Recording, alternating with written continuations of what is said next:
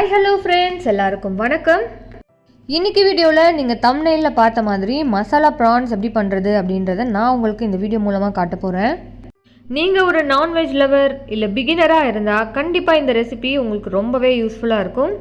So வீடியோவை skip பண்ணாமல் கடைசி வரைக்கும் பாருங்கள். இந்த ரெசிபி பண்ணுறதுக்காக நான் டைகர் ப்ரான் வாங்கியிருந்தேன். இது டைகர் ப்ரானில் ரொம்பவே சின்ன சைஸ்.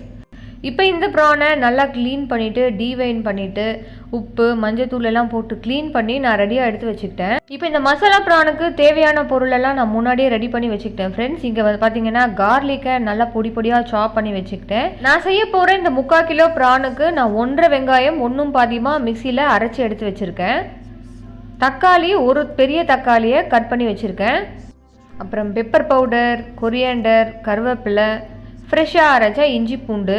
இது மட்டும் இல்லாமல் நமக்கு நிறைய மசாலா பொருட்களும் தேவை. அதெல்லாம் நான் ஆட் பண்ணும்போது உங்களுக்கு சொல்கிறேன்.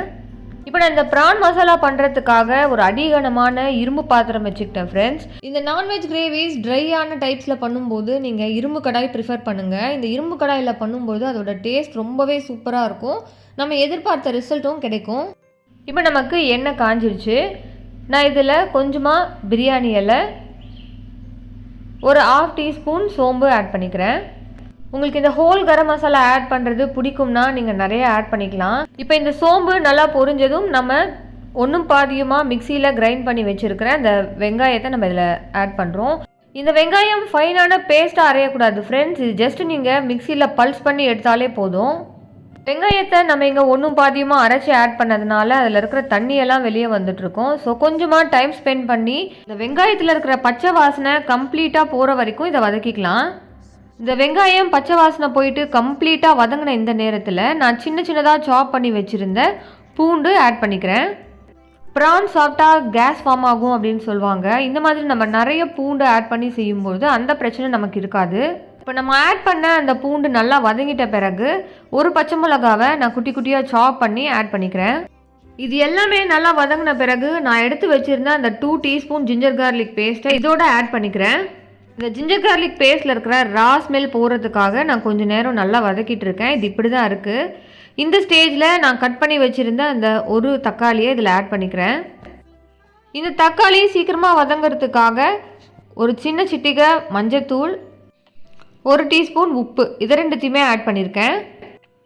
இப்போ இதை நல்லா வதக்கிட்ட பிறகு வெங்காயம், தக்காளி, நம்ம ஆட் பண்ண எல்லா ஸ்பைசஸும் ஒன்று சேர வந்துருச்சு.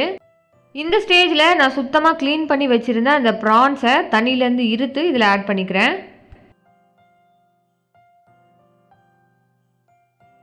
இப்போ இதை நல்லா அந்த மசாலாவோட மிக்ஸ் பண்ணிக்கலாம். இப்போ நம்ம ப்ரான்ஸ் ஆட் பண்ணதுனால அதுக்கேற்ற மாதிரி உப்பு அட்ஜஸ்ட் பண்ணிக்கலாம். இதுக்கு முன்னாடி நம்ம அந்த வெங்காயம் தக்காளி வரைக்கும் உப்பு ஆட் பண்ணியிருந்தோம். இப்போ இந்த ப்ரான்ஸ் நம்ம ஆட் பண்ணதுமே அதுலேருந்து தண்ணி வெளியே வர ஆரம்பிச்சிடும். அந்த தண்ணி ஓரளவுக்கு வத்துனதுமே நம்ம இந்த மசாலாலாம் ஆட் பண்ணோன்னா நமக்கு அந்த மசாலா ரா ஸ்மெல் வராது. இப்போ ப்ரான்லேருந்து வெளியே வந்த அந்த தண்ணி நல்லா ரெடியூஸ் ஆகிடுச்சு. 2 டீஸ்பூன் வீட்லேயே அரைச்ச குழம்பு மிளகாய் தூள், ஒரு 1/2 teaspoon red chilli powder, 1 teaspoon தனியாத்தூள், 1 டீஸ்பூன் கரம் மசாலா பவுடர், இது எல்லாத்தையுமே ஆட் பண்ணிக்கிறேன். இங்கே ஹோல் கரம் மசாலா ஸ்கிப் பண்ணியிருந்தீங்கன்னா இங்கே கரம் மசாலா பவுடர் 1 ஸ்பூனுன்றது 2 ஸ்பூனாக ஆட் பண்ணிக்கோங்க. இப்போ இது எல்லாத்தையுமே நம்ம நல்லா மிக்ஸ் பண்ணி விட்டுடலாம். இப்போ நம்ம ப்ரான் ஆட் பண்ணி ஒரு 2-3 மினிட்ஸ் ஆகிடுச்சு.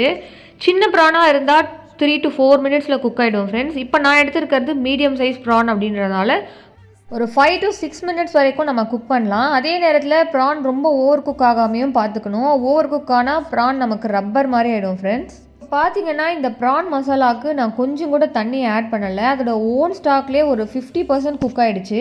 இந்த ஸ்டேஜில் நான் எடுத்து வச்சுருந்த அந்த கருவேப்பிலை, கொத்தமல்லி அதிலேருந்து பாதி ஆட் பண்ணிக்கிறேன். இப்போ இதை நல்லா கலந்து விட்டுடலாம். இப்போ இந்த ஸ்டேஜில் நான் கொஞ்சமாக தண்ணி தெளித்து விட்டுக்கிறேன். இந்த தண்ணி தெளித்து விட்ட பிறகு இது லோ ஃப்ளேம்லேயே குக் ஆகணும். இப்போ இந்த ஸ்டேஜில் நம்ம அரைச்சி வச்சுருந்த அந்த மிளகு தூளை இது மேலே தூவிக்கலாம்.